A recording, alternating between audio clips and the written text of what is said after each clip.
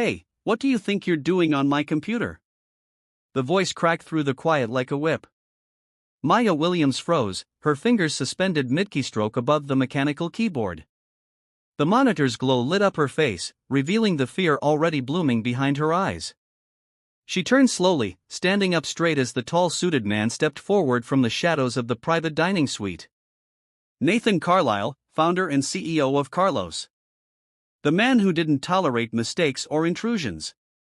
His sharp gaze swept across the screen behind her. This is a private system. Who gave you permission? Maya opened her mouth. Sorry, I was just cleaning and I saw the screen flash. And before she could finish, Nathan strode across the room and backhanded her across the face. The sound of the slap echoed like gunfire in the polished office.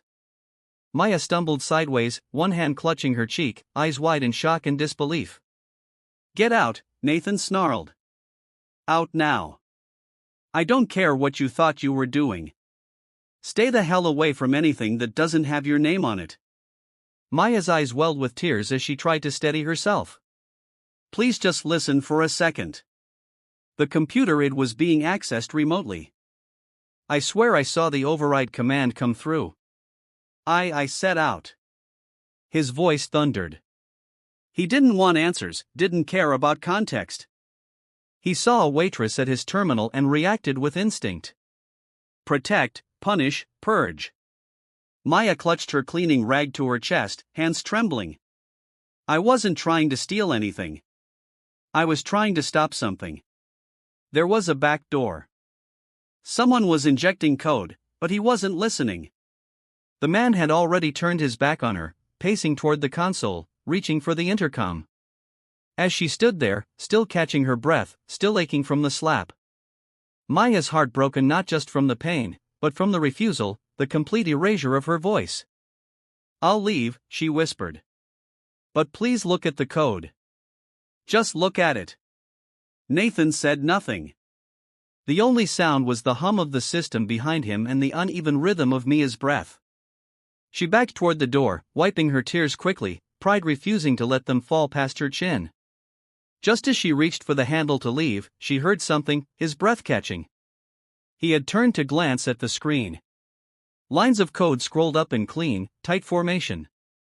Efficient, elegant, familiar. His eyes narrowed. No way. He stepped closer, scanning the structure, the variable shorthand, the nesting logic, the embedded comments, the formatting, the very handwriting of the code matched one he'd seen before. 6 months ago, when the Carlos mainframe was under attack and one untraceable patch had saved the entire system.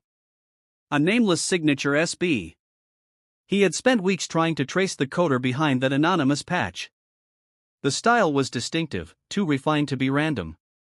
And here it was in his own office, written by a janitor. Nathan turned slowly, eyes now searching Ma's face. His fury had been replaced by something else. Hesitation, confusion. You wrote this, he asked, the edge in his voice fading into disbelief. Maya hesitated, still gripping the doorknob, still half afraid he might strike her again. I didn't think anyone would notice, she said hoarsely. I saw the log skipping. I heard your engineers talking about it, and I couldn't just walk away. His eyes locked on hers. SB, she gave the faintest nod. Maya Brooke Williams. Brooke's my mother's name. I used SB when I sent the patch. Silence, thick and strange. You're a janitor, he said. This time the words weren't cold, just disoriented. I wasn't always, she whispered. Before this, I was a developer. Before, everything fell apart. Nathan stood still, the moment stretching between them, dense with regret. What happened? He asked at last, voice softer. Maya hesitated, her cheek still stung, her pride burned deeper, but she swallowed hard and met his gaze. I worked at Vectrate, found a hidden exploit in their billing module, reported it internally, quietly. A week later, my badge stopped working. They erased my access, blacklisted me, said I was a risk. Nathan didn't interrupt. I had a son to feed. I took whatever work I could. I cleaned floors, and when I saw your system flicker tonight, I didn't think I acted. I didn't want recognition. I just couldn't watch another company crash. A pause. Then she added quieter still. I just wanted to help. Nathan looked back at the screen at the code that had once saved him, that she'd written, that he almost destroyed before ever knowing. You shouldn't be here, he said finally. I know, Maya murmured. Please don't fire me. I wasn't trying to trespass. I was just trying to stop the damage. He didn't answer right away. His eyes drifted to her cheek. The red imprint of his own hand still fading slowly. His mouth tightened. He turned away from the intercom, lowered his hand. Tomorrow, noon, my office. Maya blinked, startled. What? You're going to tell me everything? He said quietly. No more hiding. He didn't apologize, but he didn't strike her again, and that somehow was enough to keep her standing. She watched him go, then turned back to the screen, the terminal still lit with quiet lines of logic and fire, and for the first time in years, Mia let herself believe something might begin again. The waiting room outside Nathan Carroll's office felt colder than usual. Maya sat stiffly in the corner chair, dressed in her plain uniform. Her hair pulled back tightly, a bruised redness still faint on her cheek where his hand had landed the night before. She'd covered it with light powder, but the ache remained. Not just physical. That kind of pain dug deeper. It whispered, you don't belong here. But she was here, noon sharp, just as he had said. No one in the hallway looked at her. The receptionist barely acknowledged her presence. They all passed by with practiced indifference, the kind reserved for the invisible, for the woman who emptied their trash, mopped their floors, and vanished before meetings began. At 12:07, the door opened. Nathan stood there, dressed impeccably as always, but his face unreadable, his eyes paused briefly on hers. No apology, no greeting. Maya, come in. She rose slowly, entering the office as if stepping into another life. It smelled of cedar wood and faint citrus, the scent of power, polished down to the grain. He gestured toward the leather seat across from his desk. She sat. He remained standing facing the Manhattan skyline outside his floor-to-ceiling window, hands in pockets, voice calm. You're the one who wrote the patch, he said. Not a question, a statement. Yes, she replied. Her voice barely carried. Nathan turned slowly. Why didn't you come forward? Maya's hands gripped the hem of her uniform. Because no one would have believed me, and if they had, it would have ruined me. His eyes narrowed. Explain.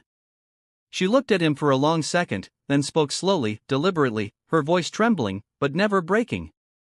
I used to work for Vectratech, she said. Junior developer, contracted, no degree, just hunger and work ethic. I stayed late, built tools no one asked for. I loved it. Oh. Nathan gave no visible reaction. He simply listened. Then one night, she continued, I stumbled onto a vulnerability in their billing module. At first, I thought it was a bug, but the deeper I dug, the more I saw someone high up was diverting microtransactions into a personal offshore account. Nothing big, just a few cents at a time, but over months, millions. She looked up at him. I reported it quietly through the right channels, didn't accuse anyone, just documented it and asked for a review. Nathan sat down now, eyes fixed on her. Within a week, my login was revoked, badge deactivated. Security walked me out with a cardboard box and a scripted HR smile. I was told I'd violated confidentiality, that I was the threat. Maya paused. Her knuckles had gone white. They made an example out of me. Every application I sent afterward, silence. I was flagged. A risk. A liability. Even jobs I was overqualified for disappeared after background checks. I couldn't afford rent. I couldn't afford daycare. Nathan exhaled, slow, still silent. I did what I had to, she said simply. I became invisible. A long pause settled between them. Outside, a seagull flew past the glass. The city was alive, buzzing. But this room, this moment was still. And the patch you sent to us, he asked. I was here late, she said, mopping the halls outside your security floor. I overheard two engineers talking. They'd been trying to plug a breach for days, but nothing worked. They were frustrated. I remembered the structure from my time at Vera. I checked the logs from a shared terminal. I saw the vulnerability and I knew how to fix it. She swallowed hard, so I did. I wrote the patch in 2 hours from a public terminal. Sent it in under a burner email. I didn't want credit. I just couldn't stand by and watch another system collapse when I knew I could stop it. Nathan leaned back, his hands steepled in front of his lips. He stared at her as though recalibrating the very concept of her. She met his eyes, quiet, resolute. No one believes someone like me writes code, she added. So, I stopped trying to be seen, but I never stopped building. If you feel a connection with Maya, give this video a like to empower others who are being overlooked out there. BUP stories.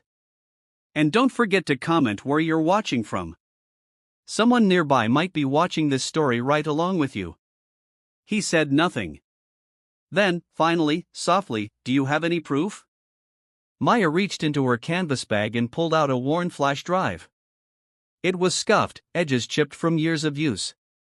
She placed it on the desk. Every tool I've written, every patch, every model, all timestamped, all mine. He didn't touch it, just stared.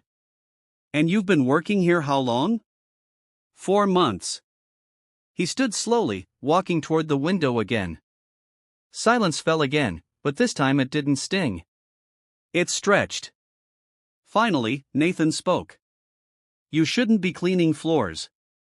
Maya let out a dry laugh. Tell that to every HR director in the city.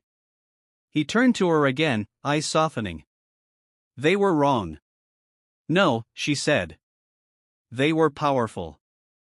That's all it takes. Nathan crossed the room, picked up the flash drive, turned it in his fingers. Tomorrow, you'll meet with my engineering team. Quietly under NDA, I want you to walk them through this. Maya blinked. You're serious? I am. And what happens after that? She asked. We'll see. Another pause. Then she added, You hit me. His jaw clenched. I know. And I shouldn't have. His voice was low. Rougher now. I didn't see you. She stared at him. No one does. Nathan nodded slowly. Then maybe it's time someone did. She stood. He didn't offer a handshake. She didn't expect one.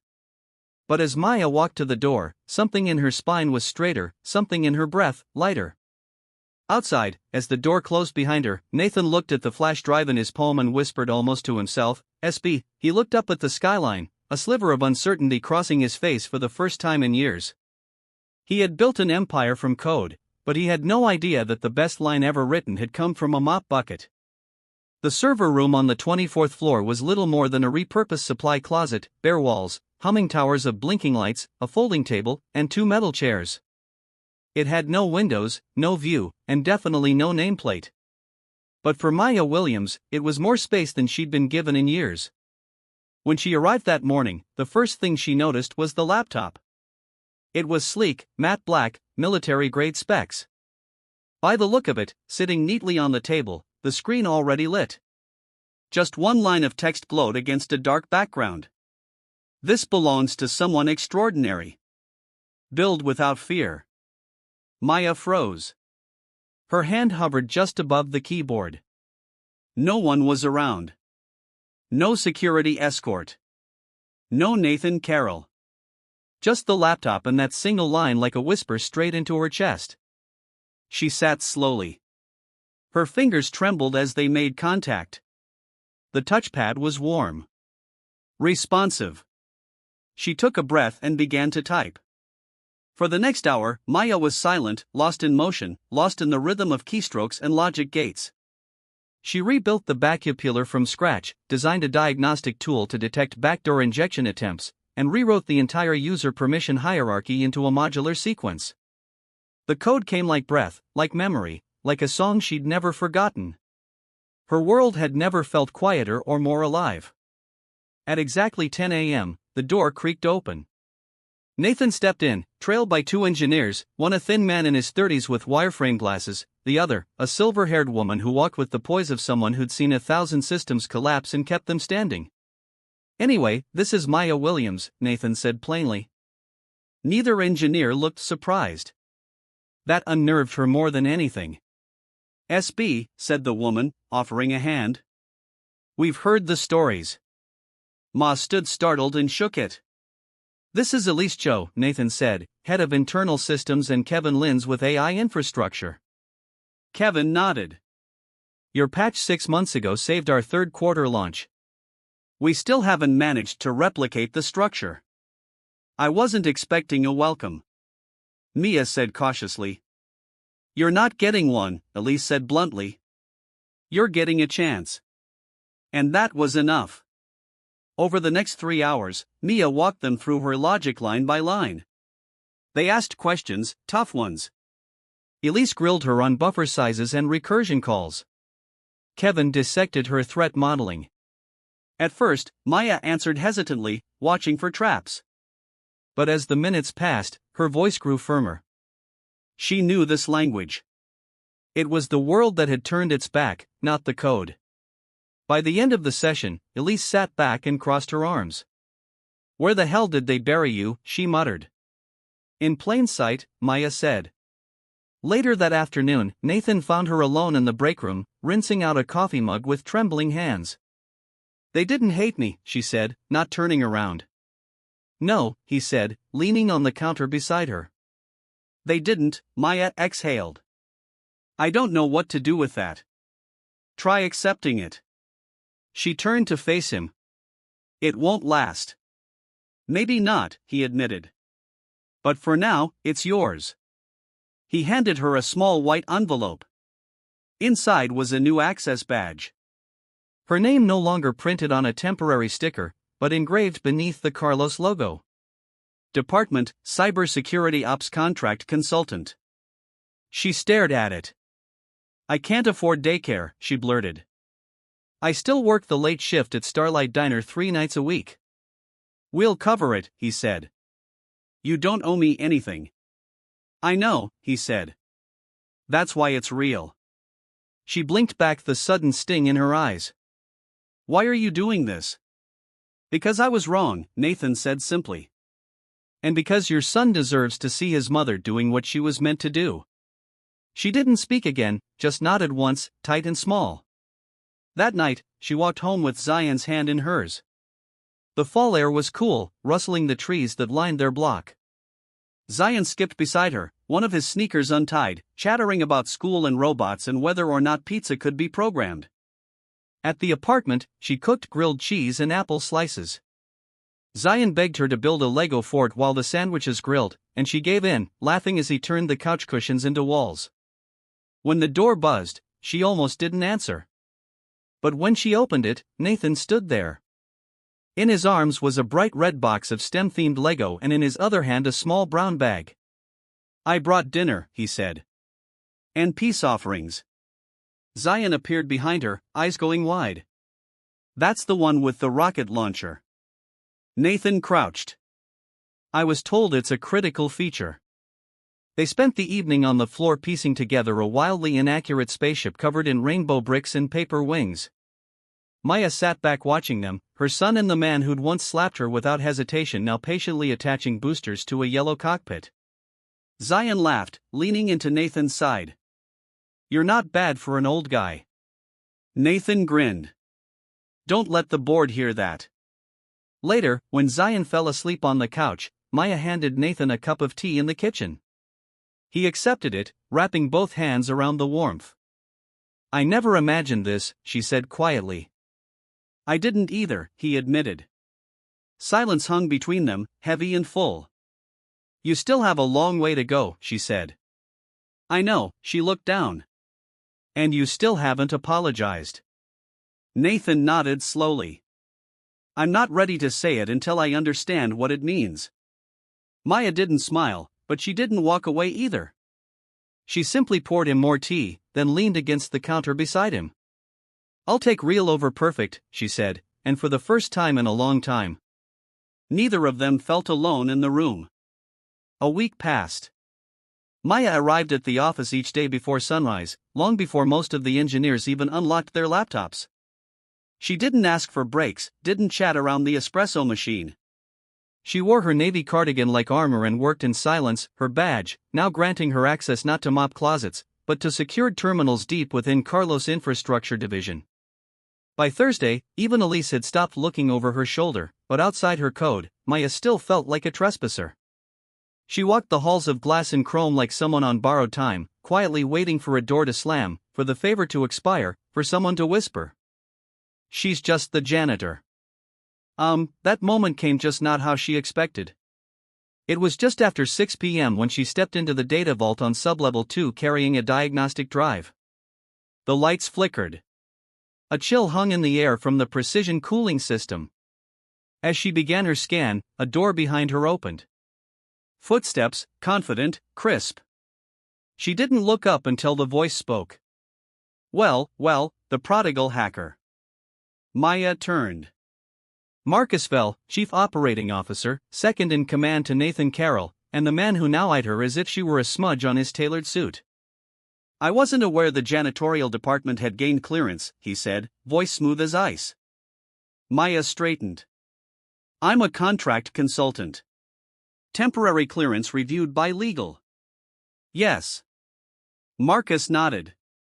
"I read the memo, vague, rushed, unusually quiet for something involving a woman with a whistleblower record and a reputation for disruption." She said nothing. Marcus stepped closer, arms folded. "Do you know what people like you are to a company like this, Miss Williams?" Maya met his gaze. "Invisible." He smiled. "Number radioactive." She said nothing, but the words sat heavy in the air.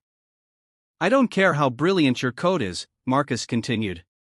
"This company was on track for a government contract worth 8 figures, one bad headline, one thread of your past leaking out, and that contract vanishes overnight."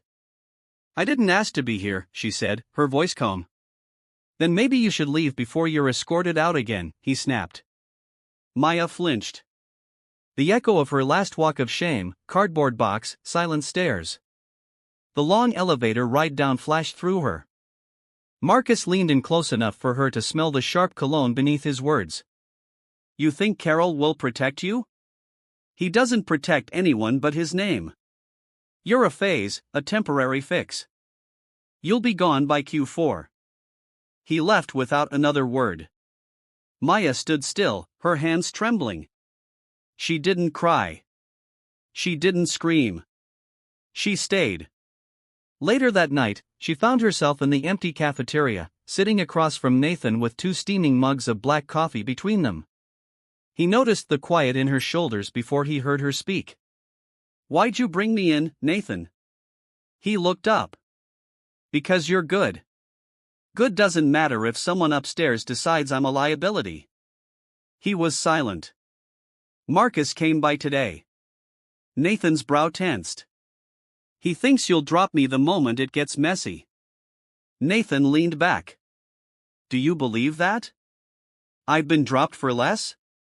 He sighed. "Marcus isn't wrong. The board is anxious. This whole company is under a microscope and your past, it complicates things." Maya stood up. "Then say it. Say I'm too risky. Say you regret it." "I don't," Nathan said immediately. "But I am trying to protect this company." "And you?" She paused. "Then let me protect it too. Let me finish what I started." Nathan looked up. Really looked. "You have an idea?" She nodded. "More than that, a fix." He leaned forward. "Tell me." The next morning, Maya stood before a whiteboard in a secure glass-walled meeting room. 5 engineers sat watching, scribbling notes, sipping coffee. At the far end, Nathan watched without a word. Mia's voice was steady. Her hands moved confidently. sketching diagrams of a new AI security module, a behavior-driven protocol that wouldn't just detect intrusion, it would learn from it. Anticipate it. What you're proposing, Elise said slowly, is nearly autonomous threat intelligence. It's already half-written, Mia said.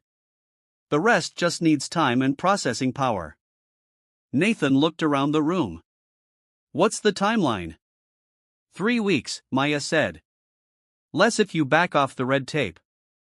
Kevin raised his brows. That's unheard of. Maya smiled faintly. So is finding a janitor writing code at midnight.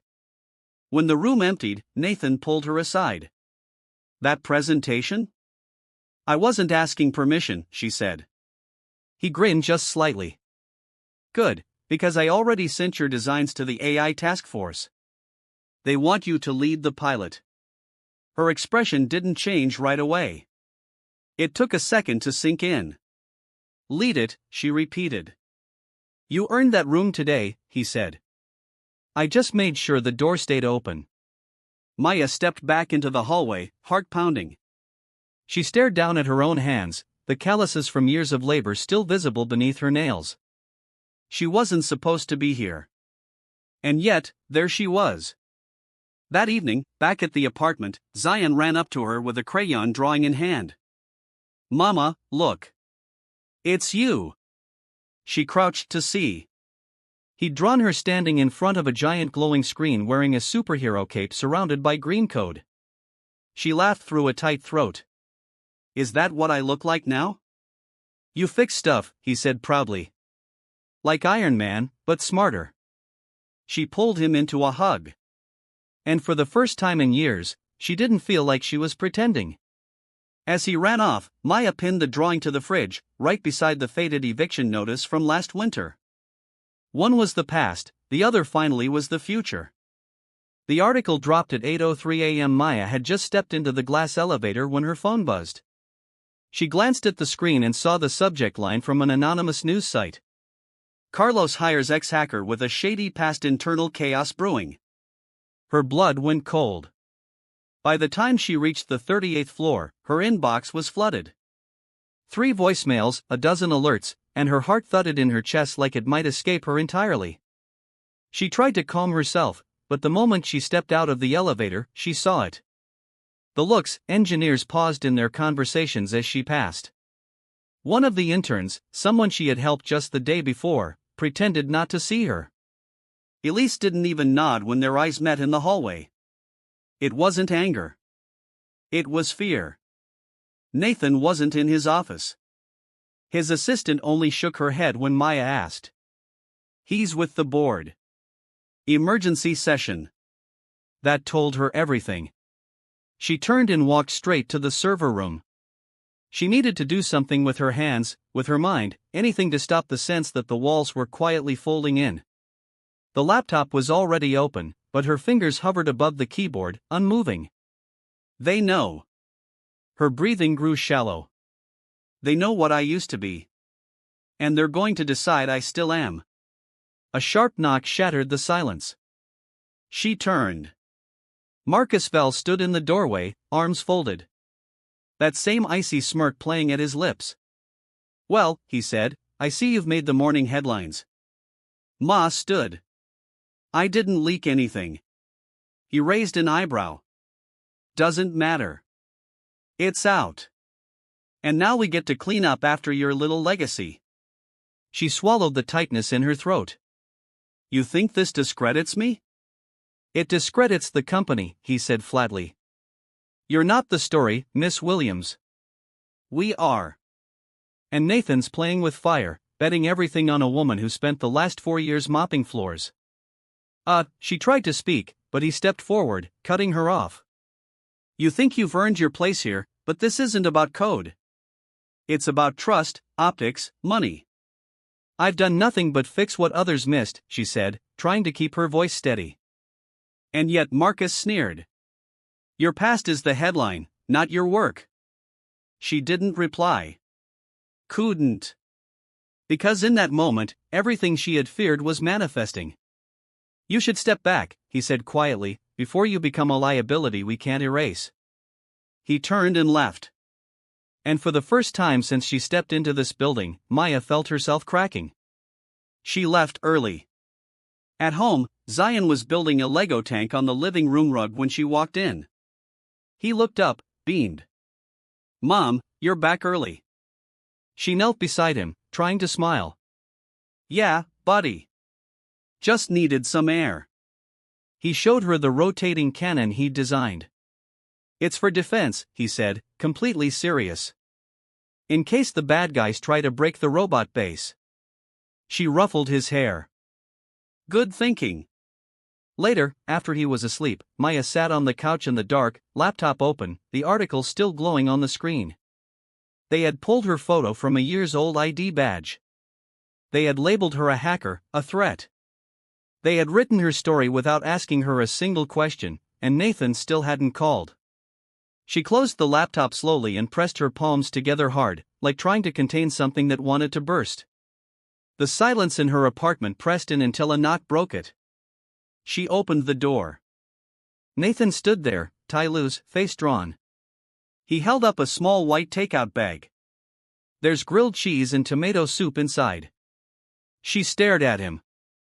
"I didn't know what else to bring." "You should go," she said, stepping back. He nodded once. "I will, but first I need to say this." She folded her arms. "I let them run with it," he said. "I sat in that boardroom and said nothing because I was afraid of the stock price, the press, the shareholders." He looked up at her, eyes raw. "And in doing that, I became exactly like the men who destroyed your life the first time." Maya looked away. "I didn't just fail you," Nathan continued. "I confirmed what you feared most, that your voice still doesn't matter when it should." Tears welled in her eyes before she could stop them. "But I'm done being quiet," he said. "Tomorrow morning, I'm calling a press conference. I'm going to tell them the truth that the architect behind our AI rebuild, the mind that saved this company, is you, and that if they want me, they'll take you, too." She shook her head. "They'll crucify you, maybe, but at least this time, I'll bleed for the right reason." A long silence followed. Then Maya opened the door wider. "You're lucky I like grilled cheese." Nathan smiled, tentative. They sat in the kitchen. No words for a while. Just soup. The quiet clinking of spoons. Before he left, Maya looked at him. "You still haven't said it." She whispered. "Said what?" "That you're sorry?" He nodded, voice low. "I am for all of it." She held his eyes a beat longer, then nodded once. "I'll be there tomorrow," she said. "You don't have to." "I want to." That night, as she lay beside her son, listening to his soft breathing, Maya reached out and traced the edge of the drawing he had pinned above his bed. Her with a cape in front of a glowing screen. Maybe tomorrow they'd still try to paint her as a villain, but her son saw her as something else entirely. And maybe that was the only truth that mattered. The press conference was scheduled for 9 a.m. sharp. By 8:15, the main lobby of Carlos' headquarters had transformed into a scene from a political drama, reporters with cameras perched on tripods, assistants running cables, executives whispering in clusters near the back wall, a banner stretched across the stage. Innovation and Integrity, Carlos and the Future of Cybersecurity. Behind the black curtain, Maya stood still, her heart pounded against her ribs like fists on a locked door. She wore a navy blazer borrowed from Elise, who hadn't said much, but had dropped it off that morning with a clipped, "Don't wrinkle it." Her hair was pinned neatly, but her palms were sweating. She wasn't supposed to be here, not on a stage, not in front of cameras. She was the girl who coded in the dark, who wiped down tables while building defense systems in her head. "Maya." Nathan's voice was calm, steady. He stood beside her, adjusting his tie in the reflection of a chrome panel. "You ready?" She looked up at him. "Number." He smiled gently. "Good. Neither am I." At 8:59, the curtain opened, flashbulbs popped. A low wave of murmuring rolled through the crowd as Nathan stepped onto the stage. Maya followed one step behind, head high, shoulders squared. Nathan approached the podium. He didn't speak right away. Instead, he scanned the room, letting the silence settle. Then he began. 6 months ago, California Realists faced a breach, one that could have destroyed our infrastructure, our reputation, and possibly our entire future. The solution that saved us arrived anonymously. For months, we credited it to our internal team. That was a lie. A stir rippled through the audience. Nathan continued, his voice firm. Today, I'm here to tell you the truth. That code, the one that saved our systems and rebuilt our core protections, was written by a woman who at the time was working in our building as a waitress and janitor. Her name is Maya Williams. Cameras turned to her. Maya felt every lens like a spotlight on old scars, but she didn't flinch. Nathan gestured toward her.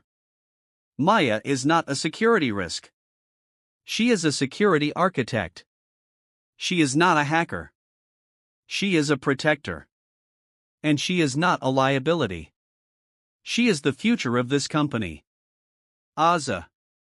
Nathan turned from the microphone, walking back to her side.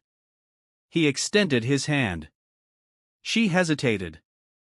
Then she stepped forward. The podium seemed taller than she remembered. The lights hotter. She took a breath. My name is Maya Williams. She began, her voice steady, clear. I used to write code that no one ever saw. At night in silence while raising my son while surviving a system that told me I didn't belong. The room was quiet. Even the photographers stopped clicking. I wasn't invisible because I had nothing to offer. I was invisible because no one ever asked if I did.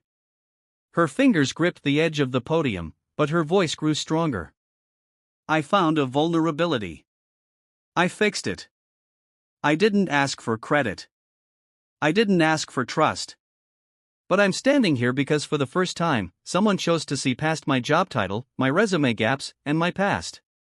And instead, they looked at my work. She paused. I am not the exception.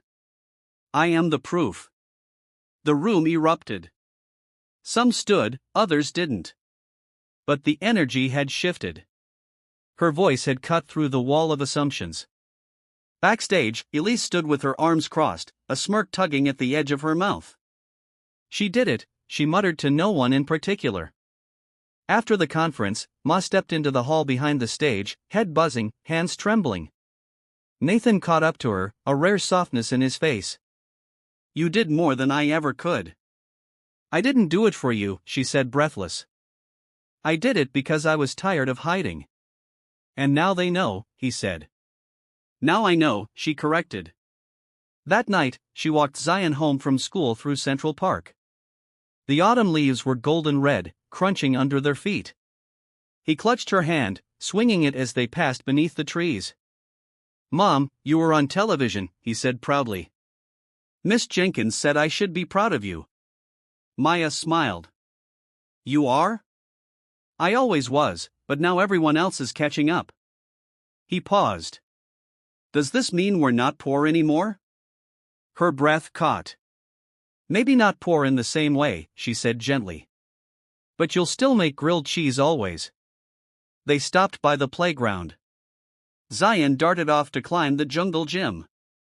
Mia sat on a bench, watching the boy who had once held her hand as she scrubbed diner floors, now laughing under a sky that suddenly seemed bigger.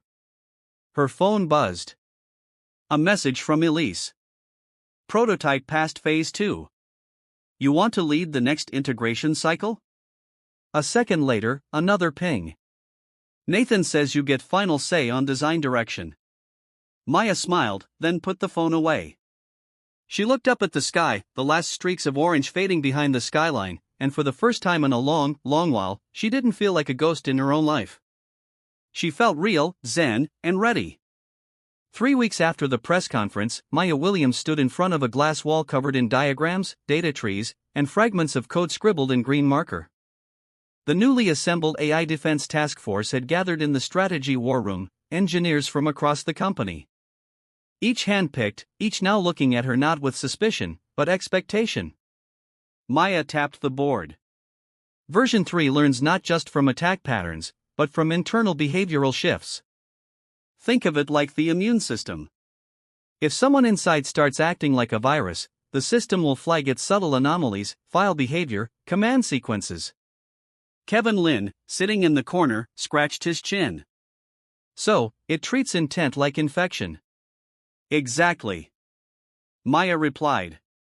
The AI doesn't just react to code, senses movement, weight, rhythm. It knows when something's off. There was a pause. Then Elise, seated near the front, leaned back with a satisfied grunt. I've waited 10 years for someone to say that in a meeting and mean it. Maya allowed herself a smile. It still felt new being listened to. Her ideas not just heard, but welcomed. After the meeting, as others filtered out, Nathan entered with his coat slung over one arm. Conference room 210, he said quietly.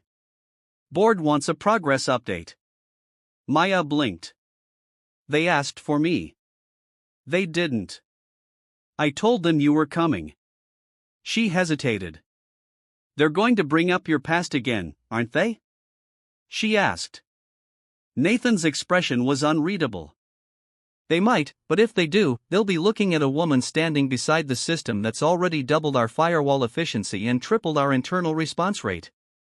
Let them try. She followed him down the hall. Not because she trusted the board, but because Faranish trusted herself. The conference room was all glass and silence. 8 men and women in suits turned as Mia entered. Marcus Vell sat at the far end, arms folded, mouth set in a familiar disapproval. Nathan gestured for her to begin. Maya stepped to the center of the room. She didn't bring notes. She didn't need them. I was brought in on a provisional basis to address vulnerabilities in our legacy systems, she began. In 6 weeks, the AI Defense Corps has mapped 97% of our internal architecture and preempted 3 separate phishing attempts from an insider account. The prototype is running at 1.3 milliseconds per cycle with negligible latency. She clicked a remote. The screen behind her came to life with data visualizations. It learns faster than any tool we've built because it's modeled after the most adaptive thing in the world, human fear. Not the kind that panics, but the kind that watches, that listens. The room stayed quiet. Then Marcus spoke. You're not an engineer by degree, Miss Williams. No, she replied calmly. You've been arrested before. I was detained, never charged, and only after exposing a multi-million-dollar fraud. You lied about your qualifications to get hired here. I never lied. I accepted a janitorial job to survive. And when your systems began to fail, I fixed them. A tense breath passed through the room. One of the board members, an older woman with silver hair and a sharp voice, leaned forward. Why didn't you come to us then? Instead of going through back channels, Maya held her gaze. Because people like me don't get meetings with people like you. We get warnings, suspensions, handcuffs. Another pause. Then Nathan stood. You all know the numbers. The press might have painted Maya as a risk, but I'll tell you this. If she walks out of this building, I walk with her and I don't think we can afford to lose either of us. For a long moment, no one moved. Then Elise, who had slipped in unnoticed, spoke from the back of the room. Gentleman and lady, we already voted. The protocol's being moved to production. The issue is not Mia's past. It's how fast we're willing to embrace the future. Maya looked at Nathan, then at Elise, then at the room full of decision-makers. No one objected. Afterward, in the hallway, she leaned against the wall, heart finally easing. Nathan stepped beside her. That's the last time we explain you to anyone. Maya gave a small laugh. That's optimistic. It's overdue. That weekend, Maya and Zion took the subway to the Brooklyn Science Center. He clutched her hand, practically vibrating with excitement as they walked past the robotics exhibit. At the back of the main hall stood a sleek touchscreen display with the Carlos logo and a scrolling headline. New adaptive security core donated by Carlos, designed by Maya Williams. Zion stared at it. That's your name. Maya nodded. It is. A nearby staffer approached. Would you like a photo, ma'am? We just installed the plaque. Maya hesitated, then nodded. She knelt beside Zion as the camera clicked. He threw up two peace signs and grinned so wide it scrunched his whole face. On the way out, he tugged on her sleeve.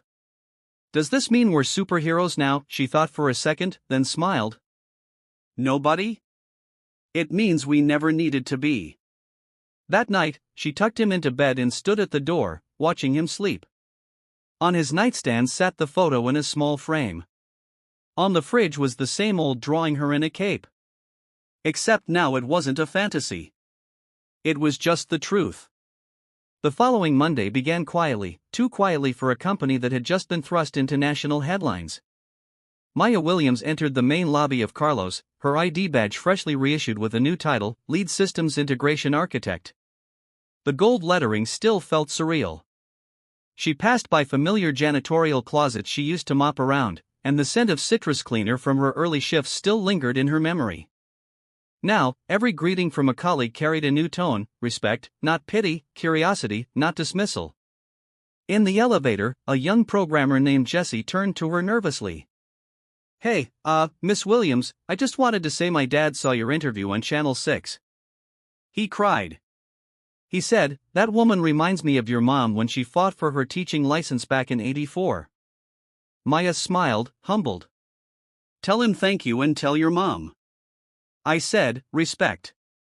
But as she stepped off on the executive floor, her smile faded. A man in a crisp suit, new, tall, unfamiliar, stood just outside Nathan Carroll's office. He wasn't from internal security. His stance was too still, his demeanor too cold. Before she could ask, Elise met her in the hallway, holding a folder. We have a situation. Maya nodded, following her into an adjacent conference room. 3 of the original board members who approved your appointment have been approached by someone claiming to have evidence that you falsified not just your education, but your entire background, Elise said flatly. They're calling it whistleblower data. Maya stiffened. It's fabricated. Of course, it is. But fabricated or not, we're being asked to provide full internal logs for your time on the AI Defense Corps. Maya leaned forward. Then show them everything. I've got nothing to hide. Elise hesitated. Maya, the problem isn't whether they believe the code is yours. The problem is who else might have had access to that server. Maya blinked. You mean the breach? We think it wasn't just external. There may have been a double agent, someone who worked cleanup on the bug you stopped. If they inserted a shadow process during your override, then they could have logged my credentials, made it look like I built something with malicious intent. Maya's mouth went dry. They're not just questioning what I did, she said slowly. They're positioning me to take the fall for what they did. Elise nodded grimly. Ma sat back, reeling. This isn't about old janitor files or forged degrees. This is about erasing what I built and using my name as a smokescreen. A long silence followed. Then Elise spoke. There's a hearing in 3 days. Internal tribunal. You'll be allowed to speak, but I suggest we prepare evidence. Real, clear, unshakable. Maya looked down at her hands. They trembled just slightly. Not from fear, but from the weight of it all. I'll do it, she said finally. I'll clear this myself. Later that evening, after Zion had fallen asleep with his head on a stack of superhero comics, Maya reopened her laptop in the kitchen. The soft hum of the dishwasher was the only sound. She accessed the backup logs from the AI Defense Corps, every override, every command string, every system call. She combed through each one timestamp by timestamp, matching it against her original work. And then she found it, a discrepancy. At 2:08 a.m., 2 nights before the breach was publicly discovered, someone had triggered a dormant admin port she never used, one disabled in her protocols. The digital footprint was subtle, but there was a pattern in the behavior. Data copied, not executed, a dry run, invisible unless you were looking for it. Someone had been testing the waters, and they'd used her system to do it. The next day, Maya and Elise met privately with Nathan in the sub, the room with no cameras, just analog security and old-school keys. Nathan looked pale as Maya laid out the findings. This is internal espionage, he muttered. Corporate level, maybe even higher. Someone planted a backdoor, not just to our AI, but to our whole network using your work as a Trojan horse. And now they're using me as the fall girl, Maya said bitterly. No, Nathan said firmly. Not if we expose them first. He opened a safe behind the wall panel and pulled out a drive. This is the full legacy audit chain from before your promotion. The only untouched data set. If anyone messed with code while you were still cleaning floors, it'll show up here. They worked through the night line by line, packet by packet. At dawn, Maya's eyes widened. There. Right there. That's it. Nathan leaned over. It was a deployment command issued under the credentials of Martin Grave, head of strategic risk, a man known for smiling too wide, who had once asked Maya if she knew how to spell encryption. He had run the test operation that allowed the malware to tunnel in. And he had set Mia up before she even had the title to fight back. Nathan's jaw tightened. We take this to the board. Maya shook her head. No. We take this to the press.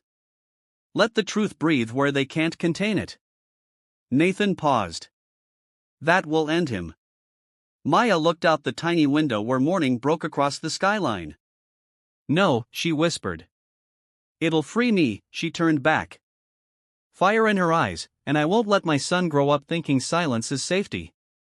3 days later, the hearing room inside Carlos' headquarters was filled with silence, sharp enough to draw blood. The panel of 5 board members sat behind a polished mahogany desk, their expressions neutral, their pens still. Maya Williams stood alone in the center of the room, no microphone needed. The truth carried its own volume. Nathan Carroll sat behind her, arms folded, his posture silent but unwavering. Elise was nearby, laptop open, projection ready. One board member, a silver-haired woman named Constance Brewster, broke the silence. Miss Williams, you've been accused of improperly accessing restricted systems and deploying untested code that potentially compromised national security. Maya nodded once. I understand the accusation and I'm here to present the truth, not just for my own defense, but for the integrity of this company. With that, Elise tapped a key and the first slide lit up on the screen behind Maya, timestamp log showing Mia's overridden command protocols. This is the code I accessed on the night in question, Maya began. I intervened because the bacupular had been looping caused by a flaw in the timestamp array. But what you don't see in this code is just as important. She walked toward the screen and pointed. This log shows a hidden call sequence issued 2 days earlier. At 2:08 a.m., I did not make this call. A second slide appeared in archived audit trail from the legacy system, decrypted and timestamp matched. It clearly showed Martin Greaves' credentials executing the deployment. I was still on janitorial duty the night this code was planted. I didn't even have system access. There were murmurs now. The room shifted, but I wasn't just blamed, Maya said, her voice growing stronger. I was targeted. Someone needed a scapegoat who wouldn't be believed. A black single mother working nights with no degree and no pedigree. Perfect target. Constance frowned. Are you implying racial bias? I'm stating systemic exploitation. Maya replied firmly. This was a setup, and when the system saw someone unexpected rise, someone it couldn't control, it tried to erase me. Again, Nathan stood. The evidence supports everything she's saying. Greaves accessed admin-level credentials to route data offsite. We've confirmed the IP addresses and the packet signatures. He rerouted company code to an offshore shell using Mia's name as the Trojan shell. Another board member, one who had voted against Mia's appointment, interrupted. Where is Mr. Greaves now? Mia looked at the door as if on cue. It opened. Martin Greaves walked in flanked by 2 federal agents. The press had already broken the story that morning. Elise had sent the encrypted data dump to 3 major networks at sunrise. Greaves' face was red with fury and disbelief. You backstabbing janitor. Maya stood her ground. I was a janitor. I also saved this company. You almost destroyed it. Constance turned to the guards. Please escort Mr. Greaves out. Effective immediately, he is suspended pending federal investigation. Ha!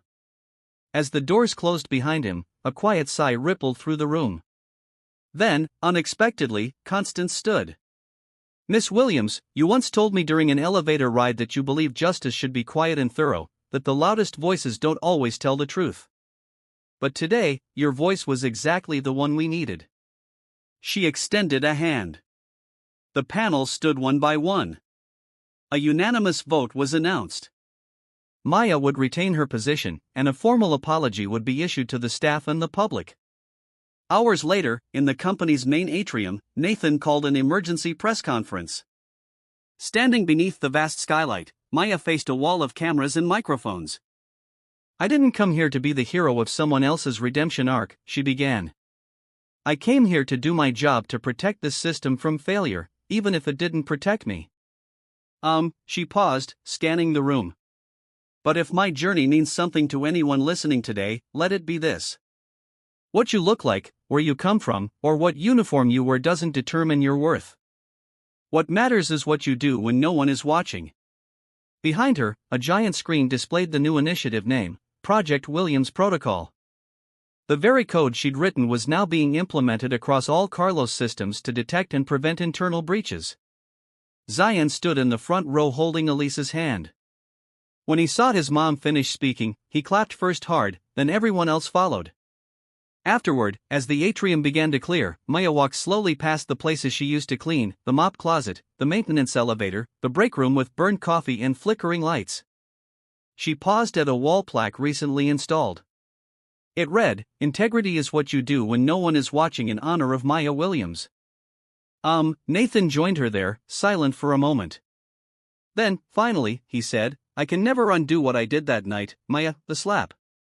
The way I refused to hear you. She turned to him. No, you can't. But you listened this time. That matters. He offered his hand, not in apology, but in respect. She shook it. As Maya walked out into the sunlit plaza, her steps were slow, purposeful. The weight she'd carried for so long of being overlooked, undervalued, silenced had shifted. Not gone, but transformed. Justice had not come swiftly, but it had come and she had earned it. Every step, every line of code, every tear in the dark, Maya Williams had not just survived the storm. She rewrote it, BUP stories.